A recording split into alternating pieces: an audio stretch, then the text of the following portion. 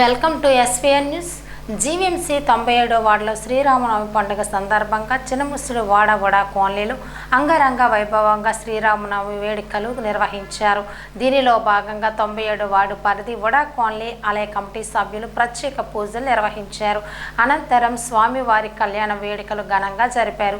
ఈ కళ్యాణ మహోత్సవంలో భాగంగా స్థానిక భక్తులు స్వామివారి కళ్యాణంలో పెద్ద ఎత్తున పాల్గొన్నారు. ఈ సందర్భంగా కమిటీ సభ్యులు ఎటువంటి అసౌకర్యం కలగకుండా వస్తువులు ఏర్పాటు చేశారు. అనుకున్నాం మనం ఇక్కడ నేతాజీ పార్క్ ఎదుర్కొన్నటువంటి ఖాళీ ప్రదేశంలో ఈ సంవత్సరం మరి చాలా అంగరంగ వైభవంగా మరి ఈ సీతారామ కళ్యాణ మహోత్సవ కార్యక్రమం జరుపుకుంటున్నాము.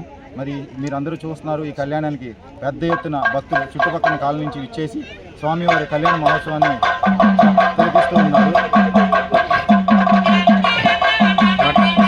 దాదాపుగా ఒక 15 నుంచి 2000 మందికి అన్న సమారాధన కార్యక్రమం అరేంజ్ చేసి ఉన్నాము.